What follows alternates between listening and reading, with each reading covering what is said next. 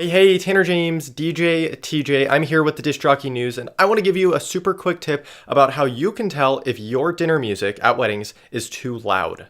So a little while back, I was at a wedding. I was a guest at a wedding, and it was a okay wedding. It wasn't a DJ. It was a DJ friend who had speakers, who had a production company. So he had a couple speakers, and he was playing music off of Spotify. But regardless of that, he wasn't a DJ, so he didn't do this often. So what that means is that he's not a pro. He doesn't have everything down. And one of the things that I noticed at the wedding is that the music, the dinner music, was too loud. It was hard for us to talk to each other right next to each other, right? It's not like we were trying to talk across the room and it was too loud, or across a table. It was seriously the person next to me, I couldn't hear and they couldn't hear me. It was way too loud. But as a DJ, if you're behind the speakers, you don't really know what it sounds like out on the floor. And you can get up and walk around, but that can only do so much. And so it's really hard to figure out how loud is too loud. So what I noticed is that everybody in the venue, every single person in the venue, was leaning in to hear each other. It was so loud that you couldn't just have a normal conversation with somebody.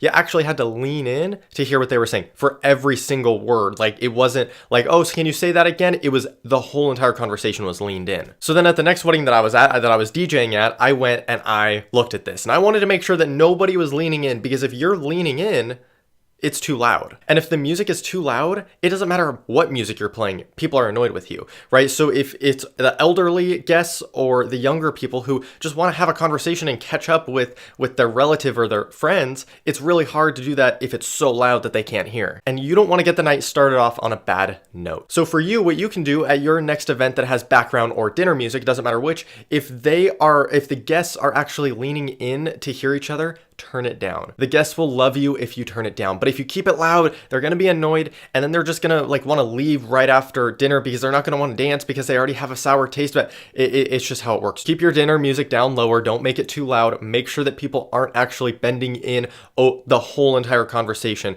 to hear each other, because that is not good. If you have any questions or comments about dinner music, go ahead, leave them down below, and I will see you next week.